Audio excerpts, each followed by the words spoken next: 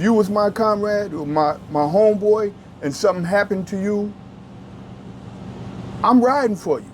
It was no question about it. You know, if somebody jumped on you, somebody robbed you, or even if it was a family member, by extension of that bond, we dealing with that. So careful who you talk to, because you'll never know who the informant is, who the cooperating witness may be, and you never know somebody who was a friend today may have been flipped the night before and become your enemy tomorrow.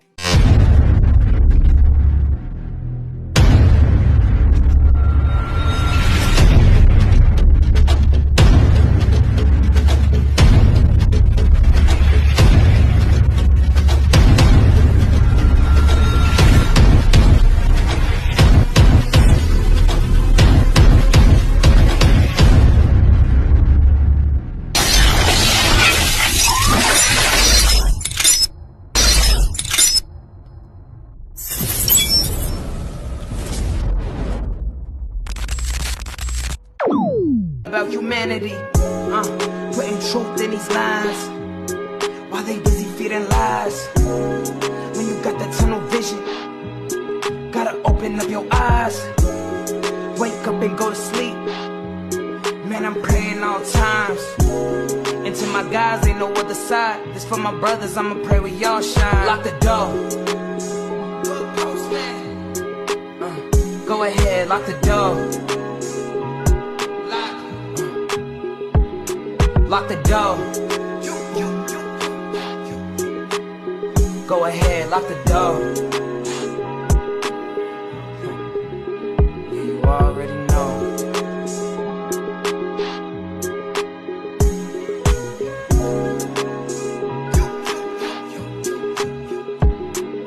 Depending on the lessons, some people eat, some people learn. But the game is going to send you big. Professor Melly Mail, the Dahoodpostman. I'm back with, who I'm back with? Mujahid. Mujahid. Okay, I got it now, man. Listen, man, emotions are a part of life, but they were never meant to be your guide. Feelings like anger, fear, disappointment rise up, but they don't have the final say-so. The enemy loves to whisper, all aboard, the train of misery, next stop. That train of misery has led many a young black man to the destination of prison or the graveyard. Absolutely. To where we have a graveyard disposition with a prison mindset. How does that, just hearing those words, how did that translate with you in your experiences dealing with both the gang culture and prison? Because both are very They're difficult. interrelated. Yeah. And they're difficult as well. My takeaway is good and bad, but mostly bad. That's the easiest way to sum it up. To give you an example, the good part of the gang culture, as warped as it is, there is this strong bond and bonding that goes on. And it varies in strength and depending on which set you're from, right? Our set was almost like a family-oriented set.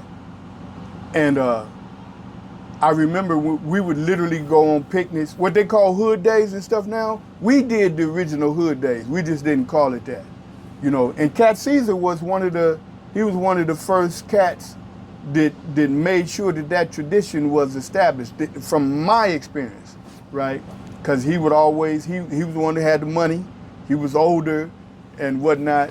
And so, so there was this camaraderie, right? Like if something happened, if you was my comrade or my homeboy and something happened to you, I'm riding for you. It was no question about it. You know, if somebody jumped on you, somebody robbed you, or even if it was a family member, by extension of that bond, we dealing with that. So that was a positive thing. The negative thing about it is it was mostly connected to some type of gang activity, but not always. So the bonding part, that at least that experience of being able, because a lot of us come from tragic backgrounds and traumatic backgrounds, like myself, you know. Like one, I don't know if you've met Big Lala from Six Deuce yet. Of course. He said something, we were together at a funeral not long ago when he had just got out, him and Rob. And he said something that I thought was very poignant, very, very important and hard-hitting. We was talking about this whole gang issue and We what was we at need to do. Sparks' wedding together. Oh, is that right? Yeah, I heard about the wedding, yeah. But he said, brother, the whole community need therapy to deal with our collective trauma. And I was like, that's deep. And that's a reality.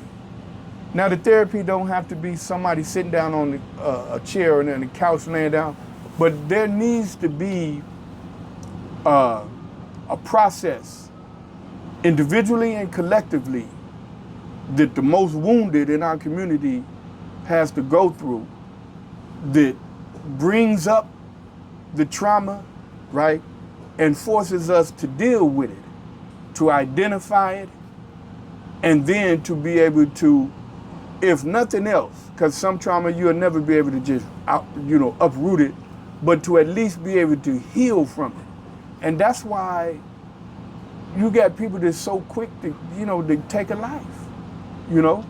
A person that's not dealing with any issues, that's thinking and behaving clearly, they would never take a life over some bullshit. They wouldn't do that because it's not a part of naturally who we are, right? It's something that has been triggered in us, and it's usually connected to some form of trauma, miseducation, right? And misguidance and pain. If you go back to the Costa Nostra, which most of this stuff stems from, it's like a copycat of it. There was things that happened that had to be sanctioned. Whether you was the Colombo Yes. family, the Genovese, Absolutely. the Gambino, or the Lucchese's, and all these different. You're right. You couldn't just hit No, a dude you couldn't, especially a made man. if it wasn't sanctioned. Exactly. That's absolutely true. Secondly, the books was open and the books was closed. In other words, you are a prospect, you a friend of a friend, Yes. but you not in Yeah. unless the books are open. We put you up Absolutely. to come in. Absolutely. So I think if gang culture would have picked up that Yes. aspect of because they following that Yeah. because the Al Capones and Yeah, and those are the Frank guys Nitty's that we and looked up to. and You can tell by the and names and Legs stuff. Diamond, Yeah, and exactly. Machine Gun Kelly and Yeah, all this different yeah, stuff. yeah. These the dudes that that's what Yeah, this stuff we is aspired to that. replicating. Yeah. Right. So here's again. Exploring the deeper meaning of gang culture, black on black. We call, quote unquote, there's no such thing as black on black crime because we only make 13% of the population. Yes. Therefore, the white man is not worried about us killing each other. No, Let's not- be honest not at all. about that. So the mental health requires thoughtful, nuanced questions. Here's some questions that we must ask ourselves and discuss in these dialogues, because if we don't get to the root of it and we don't understand why we're so disconnected from one another, because when you look at what we would refer to as a blood, the only difference between him and I or you is that they say blood and wear red, That's it. we say cuz and wear blue. Right? That's it. That was it. That's it. That's it. We had way more in common than we did not in Absolutely. common. And still do. Yes. Ain't nothing changed. So we've been put into this trick bag. Uh-huh. That's what it is. It's a trick bag, brother. Yeah. And one thing about, like, if you in prison, one thing about prison, you still got a lot of active cats there. They're usually the younger ones. But all the cats most of the cats my age and even younger that have really did some time and have had a chance to go through some shit in prison and to experience things and realize, after a lot of contemplation and thinking and growth, that, man, it really wasn't worth it. It really wasn't worth it. How we dealt with it, how I dealt with it, and cats that I know, we refused to look at it like in an all negative way though, because I and the brothers I'm referring to, we believe in Allah, right? A lot of gang members are Muslims now. A lot of them, Crips and Bloods that I know. And It's because the Muslims offer this cohesiveness, and also they offer this regiment. Right. You know what I mean? To what gang culture is like, vibe, that cohesiveness and that collective, right? Exactly. And the Muslims, yes, they ain't cowing down, they ain't turning the other cheek and all and that stuff. appeals to the gang member. Yeah, that appeals. The strength. Yeah, the strength. Exactly. And remember. And the knowledge. Exactly. The knowledge is definitely a part of that. You know. Proof of grind all the time, baby. Yeah. Cali Finest, baby. Proof of grind all the time. Music money. Got a dollar sign. Hub City.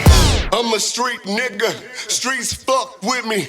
I'ma keep pushing products till the fans get me. It's guap off top, diamond Cartier. That nigga Wall won't give a broke